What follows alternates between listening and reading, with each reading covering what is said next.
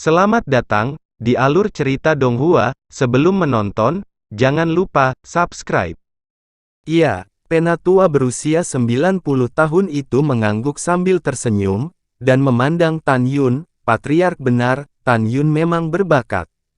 Tantai Zongde adalah budak keluarga Tantai Xuanzong. Karena lelaki tua ini adalah kakak tertua Tantai Zongde, maka patriark dibicarakan adalah penguasa Tantai Xuanzong. Senior, saya tidak tahu apa yang diperintahkan Tuan, tolong beritahu kami. Tan Yun berkata dengan hormat.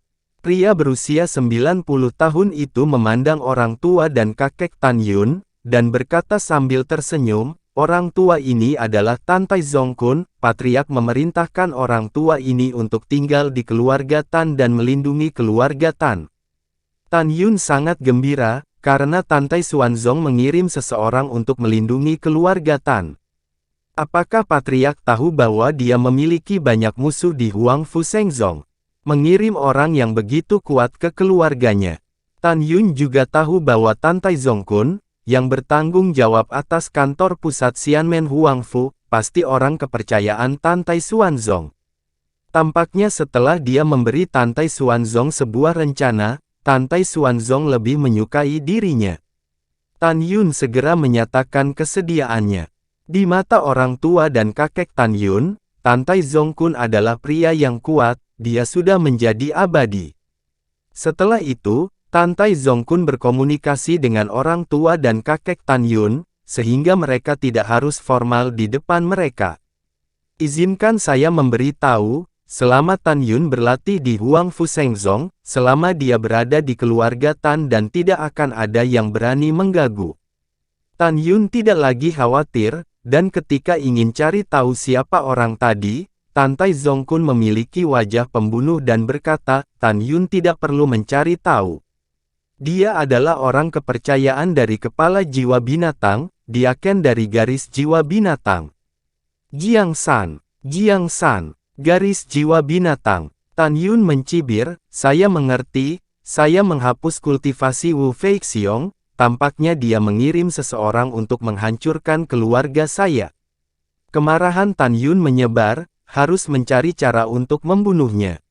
Tantai Zongkun berkata dengan penuh arti, Tan Yun, Master Sekte memiliki harapan yang tinggi padamu, dan tahu bahwa kamu memiliki banyak musuh di Sekte dalam. Karena itu, dia memerintahkan orang tua ini untuk datang dan tinggal di Tan Mansion, sehingga kamu bisa lebih tenang di Sekte. Sekte Suci telah bekerja, kamu tidak boleh mengecewakan Master Sekte. Junior mengerti. Tan Yun berkata dengan hormat, setelah kembali ke Sekte untuk menemui Tantai Zongde untuk api, dia sepertinya bertanya dengan santai, Senior, saya tidak tahu bahwa Delao apa di rumah leleng Huangfu sekarang. Tidak lagi, kata Tantai Zongkun, saya dikirim ke sini oleh Raja, adik kedua saya pergi ke kantor pusat Huangfu untuk mengambil alih posisi saya. Tan Yun mengingatnya, jadi lebih baik. Dia lebih akrab dengan Tantai Zongde, dan Tantai Zongde bertanggung jawab atas kantor pusat Huangfu. Jadi dia memiliki lebih banyak kekuatan, dia dapat memobilisasi sumber daya dan menyediakan api untuknya. Setelah itu, Tan Yun mengucapkan selamat tinggal kepada orang tua dan kakeknya, dan melangkah ke punggung singa naga emas bersama Zhong Wu Xiao dan Mu Mengyi. Singa naga emas terbang ke langit, berubah menjadi kilat emas, dan menghilang ke langit berbintang dengan kecepatan yang sangat cepat. Setelah ketiganya pergi, Tantai Zongkun tinggal di Tan Mansion. Di depan orang tua Tan Yun, dia tidak memiliki aura sebagai pria yang kuat. Dia seperti orang tua tanpa kekuatan untuk mengikat ayam, memelihara burung di Tan Mansion sepanjang hari. Berita tentang seorang pria kuat di Tan Mansion bahkan lebih mengejutkan semua orang di kota Mochizuki. 2 hari kemudian, singa naga emas membawa Tan Yun 3 orang dan terbang ke gunung hukuman surgawi. Setelah 3 hari lagi, dengan puluhan ribu mil jauhnya dari Huangfu Shengzong, ketiganya mengendarai perahu roh Zhong Wu Xiao, dan berlari kencang menuju gerbang gunung. 1 jam kemudian, perahu roh itu terbang di depan gunung Huangfu Shengzong. Tan Yun dan ketiganya mengeluarkan token identitas gerbang dalam, jadi diaken gerbang luar yang menjaga gerbang gunung membuka ranah rahasia Huang Fo untuk melewatinya. Setelah ketiganya memasuki pintu dalam sepenuhnya, Zhong Wuxiao dengan enggan mengucapkan selamat tinggal kepada Tan Yun. Sekarang ada 16 hari tersisa sebelum kompetisi gerbang dalam, saatnya untuk kembali ke divisinya. Setelah Zhong Wuxiao pergi dengan perahu roh, Tan Yun mengeluarkan pedang terbangnya dan terbang menuju gerbang gunung divisi Pil bersama Mu Mengyi. Tan Yun berpikir bahwa dia perlu pergi sebentar untuk membantu ayah Sen Subing, jadi dia menempatkan Mu Mengyi di Gunung Abadi Changling, di mana ada banyak murid kebun obat, jadi dia bisa menjaganya. Setelah Tan Yun kembali ke Gunung Abadi Changling, Daniel dan murid-murid taman obat lainnya berkumpul dan menyapa kakak ipar ke Mu Mengyi. Setelah banyak diteriaki, Mu Mengyi pun menerima dan tinggal di rumah Tan Yun. Mengyi, aku akan pergi sebentar, dan ada beberapa hal yang harus diselesaikan. Kamu di sini untuk menungguku kembali. Tan Yun mencium kening Mu Mengyi. Iya, Mu Mengyi tidak banyak bertanya. Saya akan tinggal di sini untuk berlatih. Harap perhatikan keselamatan saat Anda melakukan sesuatu. Saya akan menunggu Anda kembali. Oke, Tan Yun tersenyum sedikit dan keluar dari rumah. Daniel menyapanya dan berkata dengan penuh semangat, Kakak Tan, aku akan memberitahumu kabar baik. Apa? Tan Yun bingung. Kakak Tan, 7,5 bulan yang lalu, hanya 5 atau 6 hari setelah kami meninggalkan sekte, lampu kehidupan dari tetua ke-12 Luwu padam. Daniel tersenyum, bandot tua itu mati. Setelah Tan Yun menghapus Luwu, dia melemparkannya ke dalam gua di luar gerbang Pil. Tan Yun tentu saja tidak terkejut saat mendengar berita kematian Luwu. Tapi dia masih berpura-pura terkejut, Luwu sudah mati. Apakah si pembunuh diketahui? Tidak, Daniel berkata, setelah adik ini kembali dari Sekte Abadi, dia juga mendengar bahwa ayah Luwu, tetua keempat gerbang abadi, telah mencari selama setengah tahun, tetapi tubuh Luwu tidak ditemukan. Yah, itu pantas mendapatkannya. Tan Yun berkata, oh, ngomong-ngomong, Kakak Tan, ada satu hal lagi yang ingin kukatakan padamu. Daniel tampak khawatir, kamu ada masalah di garis jiwa binatang, karena menghapus satu-satunya putra kepala jiwa binatang di pintu bagian dalam. 10 hari yang lalu, kepala jiwa binatang mendatangi kepala kami dengan aura pembunuh dan berkata bahwa dia akan membunuhmu, tetapi kepala kami langsung menyuruh untuk pergi. Meskipun kepala suku sangat memikirkanmu, dia pasti akan berprasangka buruk padamu. Juga, kamu harus berhati-hati, adik lelaki ini khawatir bahwa kepala jiwa binatang akan membalasmu. Mendengar ini, Tan Yun menepuk pundak Daniel, yakinlah, aku akan berhati-hati. Daniel, kamu beritahu semua saudara di kebun obat, jangan beritahu berita bahwa Mengyi ada di sini. Daniel mengangguk dan memberi perintah kepada semua murid Yao Yuan, sehingga semua orang bungkam. Tan Yun melesat menuju Gunung Bingqing. 1 jam kemudian, sore hari. Gunung Peri sebening es. Mengenakan gaun bunga emas panjang, Sen Subing berdiri tegak dan ramping di puncak, menatap ke langit dengan penuh semangat, aku telah kembali begitu lama, mengapa gurunya belum datang? Embusan angin bertiup, sudut-sudut roknya terbang. Ikat pinggangnya yang tak tertahankan. Dia cantik, tetapi satu-satunya kekurangan adalah dia sedikit lebih kurus, tetapi menjadi kurus tidak melanggar harmoni, dan hanya membuat orang memiliki keinginan kuat untuk melindunginya. Sen Subing tampak bersemangat, mengharapkan guru segera datang, dan kemudian menemaninya pulang menemui ayahnya. Tiba-tiba, ada kegembiraan yang tak terbayangkan di matanya yang indah, tetapi itu adalah Tan Yun yang mengenakan kain kasa dingin bernapas kura-kura di langit, menginjak naga emas dan singa untuk terbang ke bawah.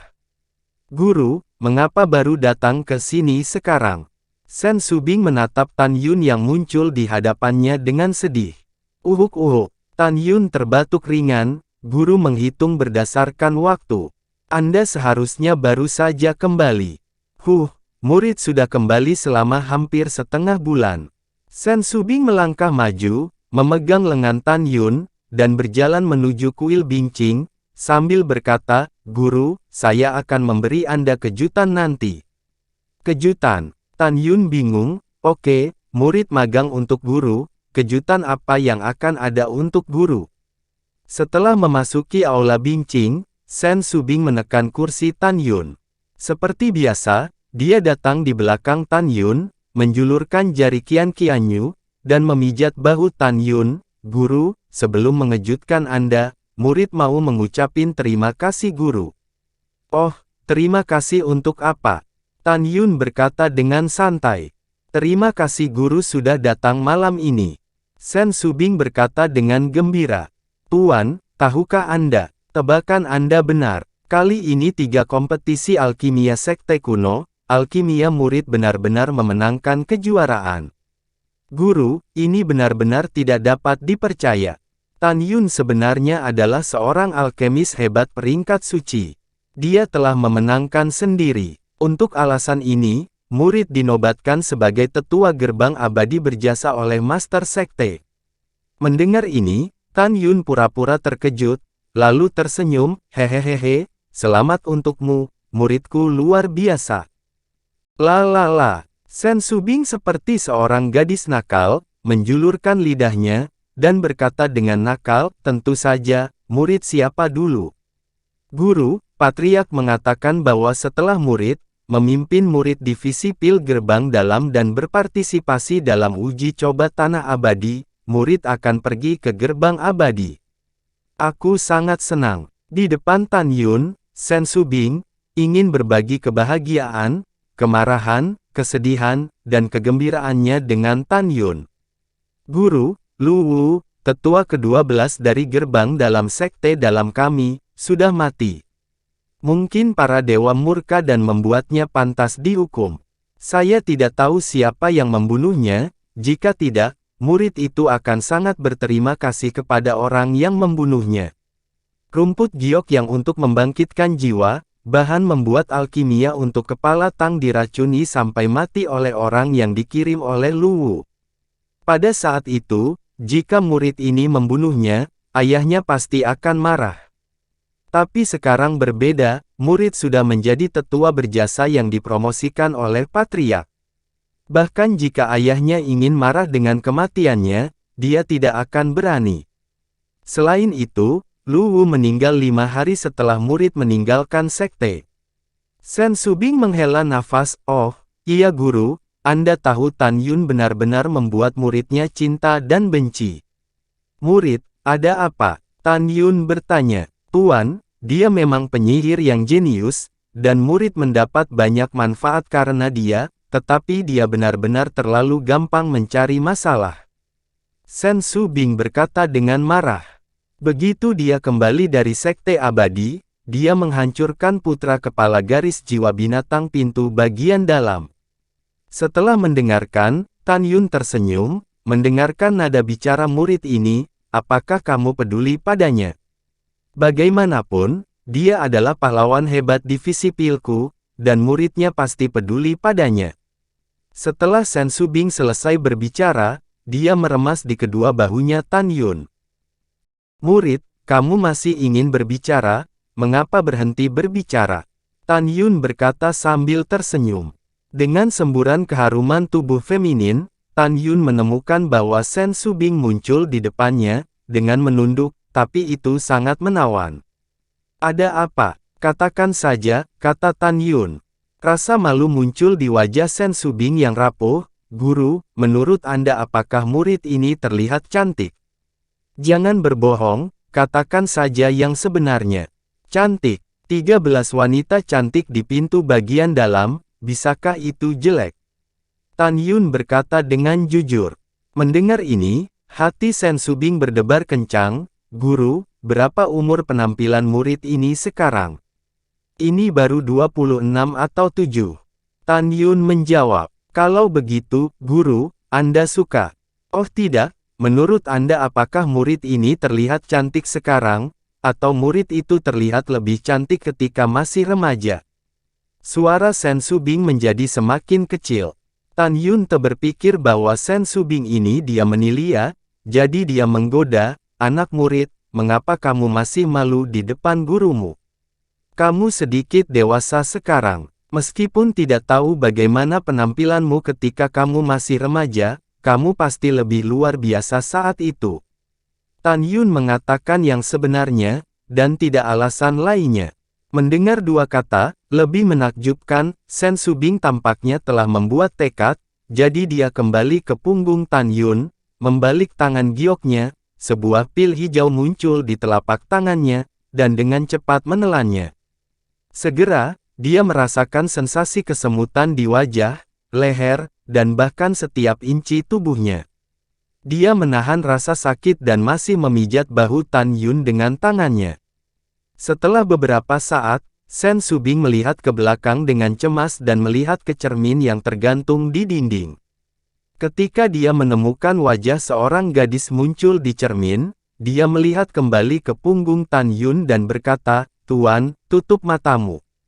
"Mengapa?" Tan Yun mengangkat alisnya. "Guru, tutup saja." Hanya di depan Tan Yun, Sen Subing akan menunjukkan sisi manjanya. "Iya." Tan Yun menutup matanya bekerja sama.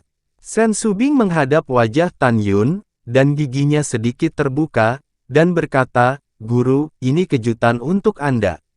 Buka mata Anda dan lihatlah."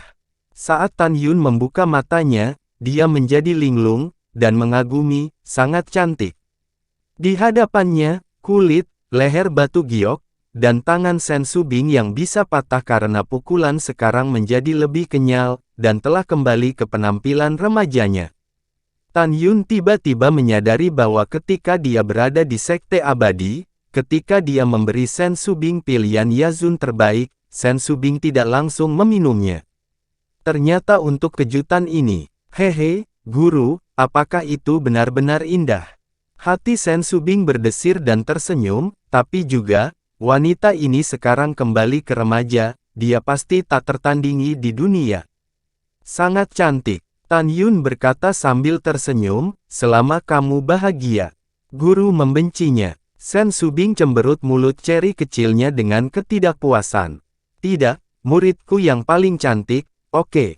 Tan Yun menyindir. Sen Subing mendekatkan hidungnya, cukup dekat. Terima kasih sudah menonton, sampai jumpa di episode selanjutnya. Jangan lupa subscribe, like, dan nyalakan loncengnya. Sampai jumpa.